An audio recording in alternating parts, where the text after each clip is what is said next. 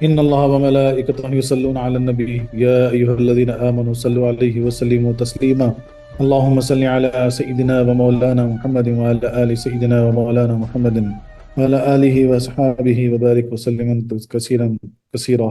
اعوذ باللہ من الشیطان الرجیم بسم اللہ الرحمن الرحیم ولما برزوا لجالوت وجنوده قالوا ربنا افرغ علينا صبرا وثبت اقدامنا وانصرنا على القوم الكافرين فهزموهم باذن الله وقتل داود جالوت وآتاه الله الملك والحكمة وعلمه مما یشاء صدق اللہ العلی العظیم۔ اور جب سامنے آئے وہ جالوت اور لشکر اس کے تو بولے کہ اے رب ہمارے، ڈال دے اوپر ہمارے صبر اور ثابت رکھ قدم ہمارے اور مدد فرما ہماری اوپر قوم کافروں کے۔ پس بھگا دیا انہوں نے ان کفار کو ساتھ حکم اللہ کے، اور قتل کیا داؤد نے جالوت کو، اور دیا اس کو اللہ نے ملک اور حکمت، اور سکھایا انہیں اس سے جو چاہتا ہے۔ اور تفسیر جو لکھا تھا وہ ایسا ہے کہ پھر جب سامنے آئے جالوت اور اس کے لشکروں کے عرض کی اے رب ہمارے، ہم پر صبر انڈیل اور ہمارے پاؤں جمائے رکھ اور کافر لوگوں پر ہماری مدد کر، تو انہوں نے ان کو بھگا دیا اللہ کے حکم سے، اور قتل کیا داؤد نے جالوت کو، اور اللہ نے اسے سلطنت اور حکمت عطا فرمائی اور اسے جو چاہا سکھایا۔ سبحان اللہ سبحان اللہ۔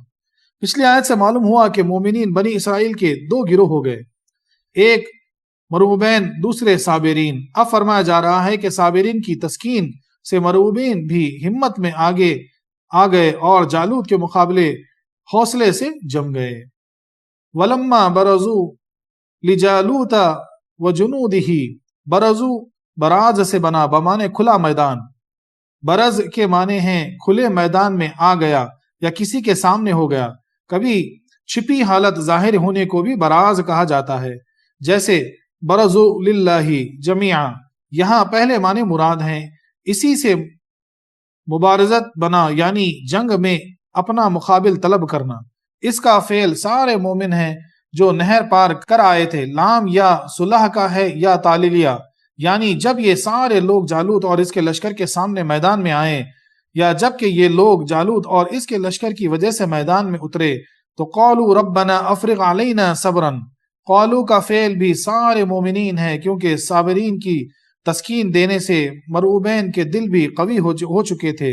چونکہ یہ دعا فتح و نصرت تھی، اسی لیے ربنا عرض کیا گیا، کیونکہ دعا کے وقت رب کو پکارنا اور اس کے جمالی ناموں سے پکارنا، خصوصاً اللہم یا ربنا کہہ کر پکارنا قبولیت دعا کا ذریعہ ہے۔ اسی لیے دعاؤں میں اکثر جو ہے نا اللہم یا ربنا کہہ کر پکارا جاتا ہے، کیونکہ ضرورت کے وقت جب اللہ تبارک و تعالیٰ کو تم اللہم یا ربنا سے پکاریں گے تو دعا قبول ہو جاتی۔ اللہم میں اللہ کے ذاتی نام اللہ اور تمام اس کے میم والے صفاتی نام پکارنا ہے، یعنی جب تم اللہم بولو گے تو اللہ کے ذاتی نام اور اللہ کے میم والے سارے صفاتی نام شامل ہو جاتے اس۔ اور ربنا میں یہ عرض کرتا ہے کہ تو ہے ہمارا پالنے والا، ہم تیرے پالے ہوئے، پالنے والا پالے کی لاج رکھتا ہے، خدایا ہماری لاج تیرے ہاتھ ہے۔ سبحان اللہ سبحان اللہ۔ یعنی ربنا جب کہتے ہیں ربنا، تو جب مالک کو پکارنے کی صفت آ جاتی ہے اس کے اندر، اور مالک کے پالنے والا، اور پالنے والا کبھی بھی اپنے پالے کو تنہا نہیں چھوڑتا، وہ تو ہمیشہ خیال رکھتا۔ جیسا ماں باپ ہے، ماں ہے مثال کے طور پہ بچے کو پالتی، دیکھو چھوڑتی نہ تنہا اس کو کبھی بھی، ہر ضرورت اس کی پوری کرتی۔ افرغ افراغن سے بنا بمانے فارغ یا خالی کر دینا، بہا دینا، فراخ کر دینا یا شغل کا مقابل ہے۔ خیال رہے کہ انڈیلنے کو سبن کہا جاتا ہے اور بالکل برتن اوندھا دینے کو افراغ، لہذا افراغ میں مبالغہ ہے، یعنی برتن کو بالکل خالی کر دینا۔ یہاں بہتات کے ساتھ صبر دینا مراد ہے۔ صبر کے معنی ہیں روکنا، یہ رب تعالیٰ کی بھی صفت ہے، اسی لیے اس کا نام صبور ہے، یعنی بروں سے عذاب روکنے والا، انہیں نافرمانیوں پر جلدی سزا نہ دینا۔ اور بندوں کی بھی صفت ہے، بندوں کا صبر 3 قسم کا ہے۔ بندوں کا صبر کے متعلق سنیے، 3 قسم کا ہے۔ گناہوں سے صبر، کہ نفس کو گناہوں سے روکنا، گناہ پر صبر کرنا، قدرت تو ہے کر سکتے، لیکن صبر کرنا، نفس کو روکے رکھنا، یہ ایک صبر ہوا۔ عبادت و اطاعت پر صبر کرنا کہ نفس کو عبادت پر یعنی روکنا، قائم رکھنا، ہمیشہ عبادت پر نفس کو قائم رکھنا، یہ ایک صبر ہوا۔ مصیبت میں صبر یعنی نفس کو گھبراہٹ سے روکنا۔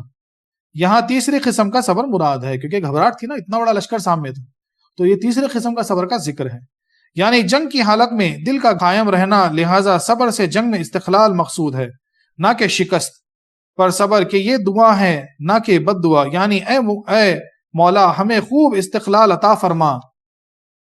وثبت اقدامنا، ثبت تثبیت سے بنا جس کا مادہ ثبتن ہے بمانے ٹھہرنا، ذلن بمانے پھسلنے کا مقابل، اور یہاں ثابت قدم رکھنے سے قلبی قوت، دلی جرت اور دشمن کے دل میں رعب ڈال دینا مراد ہے، نہ کہ ایک ہی جگہ کھڑا رہ جانا، جنبش نہ کر سکنا، یعنی اے مولا ہمیں ثابت قدم رکھ اور قوت قلبی، ہمت و جرت عطا فرما۔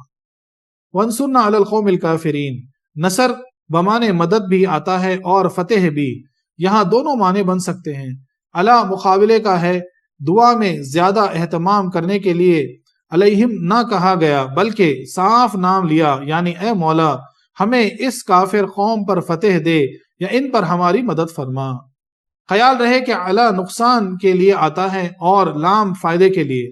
نصر لہو یا نصرہ کے معنی ہیں اس کے خلاف دشمن کی مدد کی، اس کی دعا کا نتیجہ یہ ہوا کہ فہزمہم بإذن اللہ۔ ہزم کے معنی ہیں توڑنا، پھوٹے مشکیزے کو صفائے منہزم اور پتھر کے سوراخ کو ہزمہ کہا جاتا ہے۔ چاہے زمزم کو ہزمہ و جبرائیل بولتے ہیں۔ شکست کو ہزمیت اسی لیے کہتے ہیں کہ اس سے قوت ٹوٹ جاتی ہے اور شکست خوردہ کی فوج میں رکھنا پڑ جاتا ہے، یعنی ان تھوڑے مسلمانوں نے ان بہت سے کافروں کو آن کی آن میں بحکم ہلائی شکست دے دی۔ فے سے معلوم ہوا کہ دعا اور فتح میں کچھ فاصلہ نہ تھا، روح البیان میں لکھا ہوا ہے۔ روح المانی نے فرمایا کہ یہ فے فصیحہ ہے، یعنی رب نے ان کی دعا قبول فرمائی تو انہوں نے جالوتیوں کو شکست دی۔ وقتل داؤد جالوتا، چونکہ واو ترتیب نہیں چاہتا لہٰذا اس کا مطلب یہ نہیں کہ قتل جالوت شکست کے بعد ہوا، بلکہ تحقیق یہ ہے کہ پہلے جالوت مارا گیا پھر کفار کو شکست ہوئی، جیسا کہ ہم انشاءاللہ خلاصہ تفسیر میں عرض کریں گے، یعنی داؤد علیہ السلام نے جالوت کو قتل کر دیا۔ وَآتَاهُ اللَّهُ الْمُلْكَ وَالْحِكْمَةَ، ضمیر کا مرجع داؤد ہیں اور ملک سے مراد سلطنت اور حکمت سے مراد نبوت اور زبور شریف ہے، یعنی رب تعالیٰ نے داؤد علیہ السلام کو راز مقدسہ کی سلطنت بھی دی، نبوت بھی عطا فرمائی، زبور بھی عنایت کی۔ ان سے پہلے نبوت اور نسل میں تھی اور سلطنت دوسری نسل میں، آپ میں یہ دونوں چیزیں جمع ہوئیں۔ زبور شریف میں 420 صورتیں تھیں۔ کتنے صورتیں تھیں زبور میں؟ 420، اور اس کے مختلف حصے، اس لیے اسے زبور کہتے ہیں، بمانے حصے والی کتاب۔ زبور کے معنی ہے حصے والی کتاب، اس میں بہت سے حصے تھے اور 420 صورتیں تھیں اس کے اندر، جیسا ہماری قرآن میں 114 ہے، زبور میں 400 تھیں۔ وَإِنَّهُ لَفِي زُبُورِ الْأَوَّلِينَ، آپ بڑے فصیح و بلیغ تھے، سب سے پہلے آپ ہی نے اما بعد فرمایا، آپ کو فصل خطاب عطا ہوا، یعنی جو بات کرنے کا جو گرامر بولتا ہے نا وہ آپ کو عطا ہوا، طریقہ ادب آپ کو عطا ہوا، اس لیے اما بعد کرنے والے سب سے پہلے آپ تھے۔ وَعَمَلَهُ مِمَّا يَشَاءُ، رب نے انہیں اس کے سوا اور بھی جو چاہا سکھایا، چنانچہ ذرا بنانا، پرندوں کی بولی، پہاڑوں کی تسبیح، چونٹی کا کلام سمجھنا اور اچھی آوازیں وغیرہ آپ کو عطا ہوئیں۔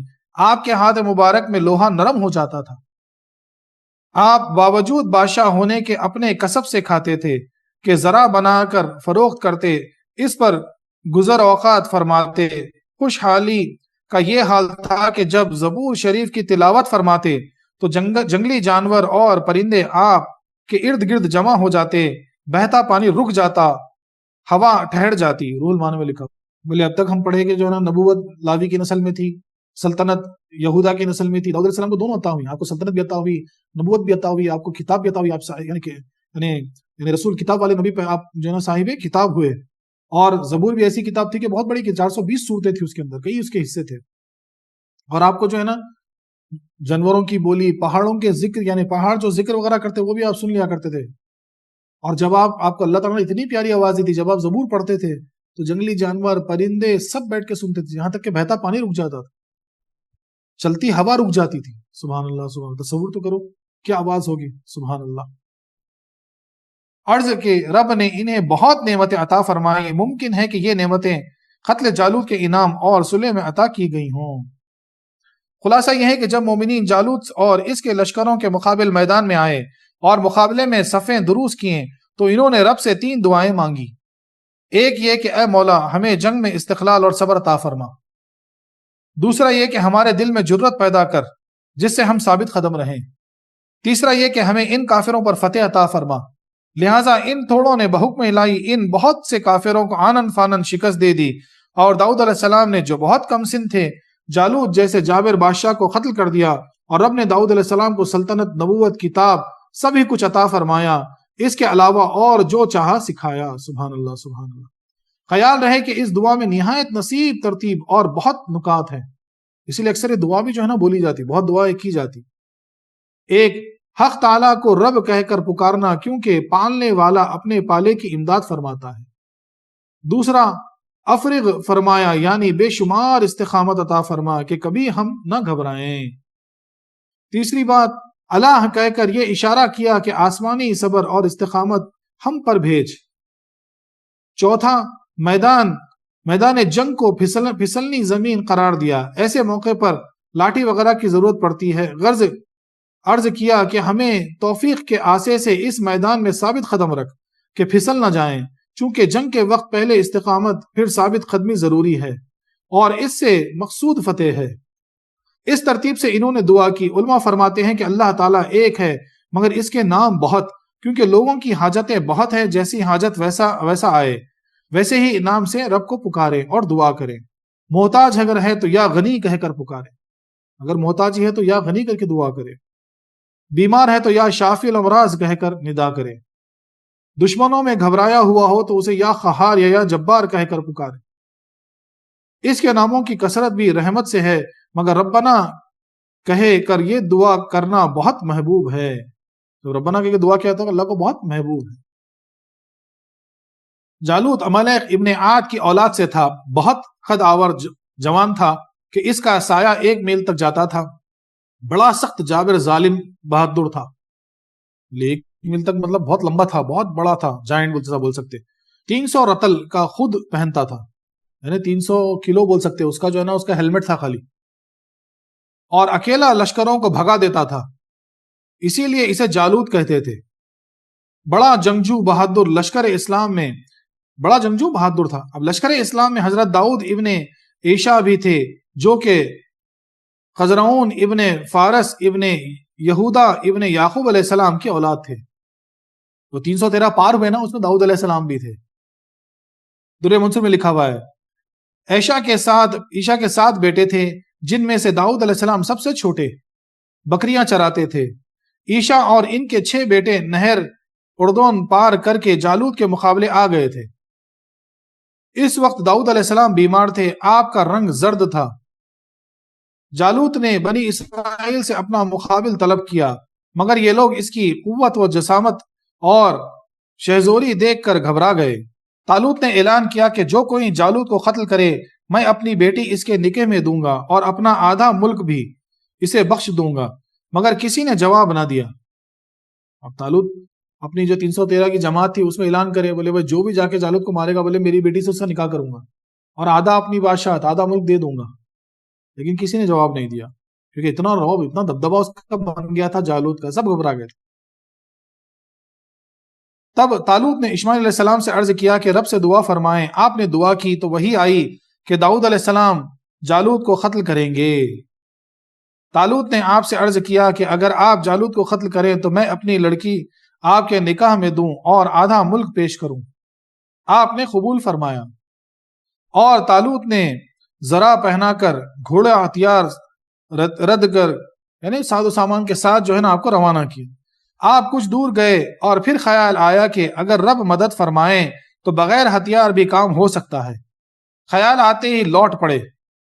جالوت اپنے ساتھیوں سے بولا دیکھو لڑکے پر میرا رعب چھا گیا، اس لیے وہ لوٹ گیا۔ آپ نے طالوت سے کہا کہ یہ سامان جنگ اپنے پاس رکھو، میں جیسے چاہوں جنگ کروں۔ چنانچہ گھوڑا جوڑا وغیرہ چھوڑ کر صرف گوپن بولتے نا، جو سلنگ جو بولتے دیکھو، پھر آگے جو پتھر پھینکتے، گوپن ہاتھ میں لیا، راستے سے 3 پتھر اٹھائے، جن میں سے ایک سنگ موسیٰ، دوسرا سنگ ہارون تھا۔ آپ گوپن مارنے میں بہت مشاق تھے کہ اس سے بھیڑیا، چیتے اور شیر کا شکار کر لیتے تھے۔ یعنی آپ کے پاس ایک ہنر تھا، وہ جو پتھر جو گوپن میں ڈال کے جو پھینکتا نا، وہ ہنر تھا، اس سے کئی بار آپ چیتے مار دیے، شیر مار دیے، تو وہ آپ کے پاس جاتے تھے راستے سے، آپ پتھر اٹھائے، ایک سنگ موسیٰ ایک سنگ ہارون۔ جب جالوت کے مقابلے پہنچے، وہ بولا کہ تم میرے مقابل ایسے پتھر لے آ رہے ہو جیسے کتا مارنے آئے ہو۔ آپ نے فرمایا تو کتے سے بدتر ہے۔ وہ بولا کہ ان قریب تمہارا گوشت چیل کوے کھائیں گے۔ آپ نے فرمایا بلکہ تیرا اس ہمت اور جرت سے۔ وہ قدرتی طور پر مرعوب ہو گیا اور کہنے لگا کہ اے نونہال، مجھے تیری نو عمری پر رحم آتا ہے، تو واپس جا، کسی اور کو میرے مقابلے بھیجو۔ آپ نے فرمایا کہ اب بات کا موقع نہیں، عمل کا وقت ہے، لے سنبھال، جا تجھ پر وار کرتا ہوں۔ چنانچہ وہ تینوں پتھر گوپن میں رکھ کر گھما کر جو مارے تو اس کی پیشانی پر پڑے۔ رب جانے کہ وہ گوپن کے پتھرے تھے یا ابابیل کے کنکر، کہ اس کے خود کو توڑتے، یعنی وہ جو لوہے کی جو ٹوپی تھی اس کو توڑ کے دماغ کو پھوڑتے ہوئے پیچھے نکل گئے اور پیچھے والوں سے 30 آدمی قتل کیے۔ تو جیسے وہ گوپن میں ڈال کے پتھر مارے نا، تو ابابیل کی طرح جو ہے نا، وہ پورا لوہے کا جو کیس تھا اس کو پھاڑتے ہوئے، اس کے دماغ سے گزرتے ہوئے، سر میں پورا سوراخ کرتے ہوئے پیچھے پھر 30 لوگوں کو مارے جا کے۔ آن کی آن میں جالوت گھوڑے سے گر پڑا، لشکر کفار میں بھگدڑ پڑ گئی۔ داؤد علیہ السلام جالوت کو کتے کی طرح گھسیٹتے ہوئے لائے اور طالوت کے سامنے ڈال دیا۔ مسلمانوں کی خوشی کا کوئی اندازہ نہ تھا، سب مسلمان صحیح سلامت فتح پا کر لوٹے۔ طالوت نے حسب وعدہ اپنی بیٹی ان کے نکاح میں دی اور آدھی سلطنت کا مالک کر دیا۔ حضرت نے اپنی مملکت کا ایسا نفیس انتظام فرمایا کہ تمام لوگ آپ پر جان دینے لگے۔ بعد میں پھر ایسا ہوا کہ ماشاءاللہ آپ کی بیٹی سے نکاح بھی کر دیا، آدھا جو ہے نا بادشاہت بھی طالوت نے آپ کو دے دی، اور بولے اتنی اچھی آپ بادشاہت کرتے تھے کہ لوگ جو ہے نا آپ سے بہت محبت کرتے تھے۔ اب اس سے کیا ہوا معلوم ہے؟ دیکھو، طالوت کے دل میں یہ رجوع خلق دیکھ کر حسد پیدا ہوا اور در پردہ داؤد علیہ السلام کے قتل کی کوشش کی، مگر کامیاب نہ ہوئے۔ طالوت بھی جو ہے نا دیکھو ایک دم حسد آ گیا۔ حسد کیا کرتا معلوم نا؟ حسد سے انسان کچھ بھی کر دیتا۔ تو داؤد علیہ السلام کا یعنی قتل کرنے کی کوشش کی ہے لیکن کامیاب نہیں ہوئے۔ پھر اس پر نادم ہو کر توبہ کی اور وفات پائی۔ پھر نادم ہوئے، توبہ کر کے وفات پائی۔ ان کے بعد داؤد علیہ السلام سارے ملک کے سلطان ہوئے۔ خیال رہے کہ طالوت قتل جالوت کے بعد 40 سال زندہ رہے، یعنی جالوت مرنے کے بعد طالوت جو ہے نا 40 سال زندہ تھے، اور ان کی وفات کے بعد بنی اسرائیل نے طالوت کے سارے خزانے بخوشی داؤد علیہ السلام کے حوالے کر دیے، اور آپ نے طالوت کے بعد 70 سال سلطنت کی۔ آپ جو ہے نا 70 سال سلطنت کی بعد میں، روح البیان وغیرہ میں لکھا ہوا ہے۔ تو جالوت جب مرا اس کے بعد جو ہے نا 40 سال تک طالوت کے مرنے کے بعد پھر 70 سال جو ہے نا آپ حکمرانی کی۔ تفسیر کبیر نے فرمایا کہ قتل جالوت کے 7 سال بعد آپ کو نبوت ملی۔ طالوت کی موت کے متعلق اور بہت سی روایتیں ہیں، لیکن یہ روایت زیادہ صحیح ہے۔ خزائن عرفان، روح البیان اور در منصور و معنی میں لکھا ہوا ہے۔ سبحان اللہ۔ تو یہ اصل واقعہ جو پورا ہوا۔ اب اس آیت سے چند فائدے حاصل ہوئے۔ پہلا فائدہ، جنگ کے وقت فتح و نصرت کی دعا کرنا سنت انبیاء ہے۔ حضور علیہ السلام بھی اس وقت دعائیں فرمایا کرتے تھے۔ جہاد یا تیاری جہاد کے وقت مسلمان کھیل تماشا ناچ رنگ میں مشغول نہ ہوں، بلکہ عبادات میں زیادتی کریں اور دعاؤں میں مشغول رہیں۔ اگر شہادت کی موت آئے تو اس حال میں آئے کہ غازی کے ہاتھ میں تلوار ہو، منہ میں ذکر یار ہو۔ یہ دعا مانگنا بے صبری نہیں، افسوس کہ آج مسلمان یہ سبق بھول گئے۔ اب اسلامی فوجوں کے دل بہلانے کے لیے سنیما گانے وغیرہ ہیں۔ اللہ اکبر، اللہ اکبر۔ کیا طرز عمل ہوا کرتا تھا اور کیا طرز عمل ہو گیا۔ بولے جب جو ہے نا کرتے تو اس وقت جو ہے نا اصل میں ہونا کیا چاہیے، بولے ہاتھ میں اگر تلوار ہو تو منہ میں اللہ کا ذکر ہو، تب جو ہے نا بات کچھ اور ہوتی۔ جتنا ہو سکے عبادت اور دعائیں زیادہ ہونی چاہیے۔ داؤد علیہ السلام صاحب کتاب پیغمبر ہیں جنہیں رب نے نبوت کا علاوہ اور بھی نعمتیں عطا فرمائی۔ جب رب کا کرم ہو جاتا ہے تو 9 عمر بچوں سے بڑے بہادر دل کو ہلاک کرا دیتا ہے۔ دیکھو داؤد علیہ السلام سے جالوت کو مروا دیا، اور 11 برس کے 9 عمر بچے معاذ ابن افرا کے ہاتھوں ابو جہل جیسے سرکش لان کو قتل کرایا، غرض کے ابابیل سے فیل مروا دیتا ہے۔ اللہ کی مرضی، اللہ کی قدرت ہے، وہ جو چاہے کر دے۔ 11 سال کیا بولے، کتنا بھی یعنی بچے سے جو ہے نا جالوت کو مروا دی۔ داؤد علیہ السلام کم سن تھے اس وقت، اور جو ہے نا ابو جہل کو جو ہے نا 11 سال کے بچے سے قتل کروا دی۔ چھوٹی سی چڑی جو تھی، اتنے بڑے بڑے ہاتھیوں کو یعنی ختم کر دیے۔ تو اللہ کی قدرت ہے، سبحان اللہ سبحان اللہ۔ گوپن چلانا سنت داؤدی ہے، اسی لیے آج بھی دیکھو یہودی بہت مانتے نا، سلنگ شاٹ کر کے بہت مانتے اس کو۔ نیک کام پر کبھی معاوضہ قبول کرنا بھی جائز ہے، جیسا کہ داؤد علیہ السلام نے قتل جالوت کے عوض نصف ملک قبول فرمایا، یعنی آدھی سلطنت قبول فرمائی۔ اگر کسی نیکی کے ذریعے دنیاوی مال بھی مل جائے تو اس سے ثواب میں فرق نہیں آتا۔ اسی لیے جو ہے نا نیک کام کر کے اگر کوئی اس کے عوض جو ہے نا کچھ اگر آپ کو مل جا رہا تو اس سے جو ہے نا آپ کی نیکی کم نہیں ہو جاتی۔ اب اس سے بہت سارے سوال کا جواب مل جاتا۔ امام صاحب تراویح پڑھا رہے، بعد میں گلپوشی میں ان کو پیسے ویسے سب دے دیے کرے، تو اس کا یہ مطلب نہیں کہ ان کا پڑھنا جو ہے نا ان کے ثواب میں کمی ہو گئی، اس کا ثواب اپنی جگہ ہے اور یہ بھی جائز ہے۔ دیکھو داؤد علیہ السلام کو اس جہاد کے ذریعے بڑی سلطنت ہاتھ آئی، مگر آپ کے ثواب میں کوئی کمی نہ آئی۔ لہٰذا اگر تنخواہ پر امامت، دینی مدارس، اذان وغیرہ مقرر کیے جائیں تو انشاءاللہ ثواب بھی پورا ملے گا، بشرطے کہ نیت درست ہو۔ سوا حضرت عثمان کے باقی تمام خلفاء راشدین نے خلافت میں تنخواہ لی ہے، حالانکہ خلافت بھی عبادت ہے۔ عثمان غنی رضی اللہ عنہ کو چھوڑ کے سارے جو ہے نا خلفاء راشدین جو ہے نا تنخواہ لیے، یعنی ایک وظیفہ اپنے لیے فکس کیے تھے۔ اور ایک فائدہ یہ ہوا کہ مصیبت یا بلا آزمائش آنے پر صبر کی دعا مانگنا بھی جائز ہے، اور اس بلا کے ٹل جانے کی دعا کرنا بھی جائز، یعنی الہی جب تک مصیبت رہے ہم کو صبر کی توفیق دے کہ اس سے گھبرا نہ جائیں، اور اپنے کرم سے اسے ٹال دے۔ دیکھو حضرات نے صبر کی بھی دعا کی اور فتح مندی کی بھی، یعنی جب تک جنگ رہے ہمیں صبر ملے اور آخر کار ہماری فتح ہو۔ یہ فتح کیا ہے؟ اس آفات کا ٹل جانا ہے۔ بادشاہ بوقت جہاد انعام وغیرہ بھی مقرر کر سکتا ہے۔ حضور علیہ السلام کو تمام زبانیں آتی تھیں، کیونکہ داؤد علیہ السلام کو جانوروں تک کی بولی آتی تھی، اور حضور کا علم سب سے زیادہ، لا محالہ آپ کو بھی یہ علم لازمی ہے۔ حضور نے اونٹ، ہرن، لکڑیوں، پتھروں سے کلام کیا۔ اب بھی ہر زبان میں نعت پڑھی جاتی ہے جو بغیر ترجمہ بارگاہ میں پہنچتی ہے۔ سبحان اللہ سبحان اللہ۔ انبیاء کرام جیسے کہ گھونے امراض سے معصوم ہوتے ہیں، یعنی گھونا پن جو بولتے ہیں نا، اس سے امراض سے معصوم ہوتے ہیں، ایسے ہی دلی عیوب سے پاک ہوتے ہیں، بخل، بزدلی، حسد، کینہ سے محفوظ ہوتے ہیں۔ کسی نبی کے اندر یہ صفتیں نہیں ہو سکتی، کبھی بزدلی ہو، حسد و کینہ، اس سے محفوظ رہتے ہیں۔ دیکھو داؤد علیہ السلام چونکہ نبی ہونے والے تھے تو ابتدا ہی سے بہادر اور دلیر تھے۔ سنت بزرگان یہ ہے کہ داماد کا مال دیکھ کر بیٹی نہ دو بلکہ کمال دیکھ کر دو۔ دیکھو طالوت نے اپنی بیٹی داؤد علیہ السلام کو کمال دیکھ کر دی، شعیب علیہ السلام نے اپنی بیٹی صفورہ کا نکاح موسیٰ علیہ السلام سے کیا محض کمال دیکھ کر دیا۔ صبر کے لیے دعا نہیں مانگنا، یعنی اللہ سے جو ہے نا کبھی سکون کے وقت، اچھے وقت جو ہے نا صبر کے لیے دعا نہیں مانگنا کبھی۔ اس کا مطلب کیا ہوتا معلوم ہے کہ یا اللہ مصیبت دے اور پھر اس کو صبر عطا فرما۔ اسی لیے حدیث شریف میں ہے کہ جو ہے نا صبر کی دعا نہیں مانگنا۔ ہاں مصیبت آ گئی ہے، کوئی بڑا مسئلہ جب چل رہا ہے، جب صبر کی دعا کرنا ایک الگ بات ہے۔ اس کا ہمیشہ خیال رکھو کہ جو ہے نا کبھی بھی فراغی میں سکون کے وقت میں جو ہے نا صبر، یا اللہ صبر دے کر کے دعا نہیں مانگنا، اور اس کا مطلب یہ ہے کہ مصیبت دے پھر اس پہ صبر دے کر کی بات ہو جاتی ہے۔ اسی لیے حدیث شریف میں اس کے روکا گیا، ممانعت ہے۔ صوفیہ کرام فرماتے ہیں کہ روح طالوت ہے اور قلب گویا داؤد، نفس امارہ جالوت، اور شیطانی خیالات و نفسانی خواہشات اس جالوت کا لشکر۔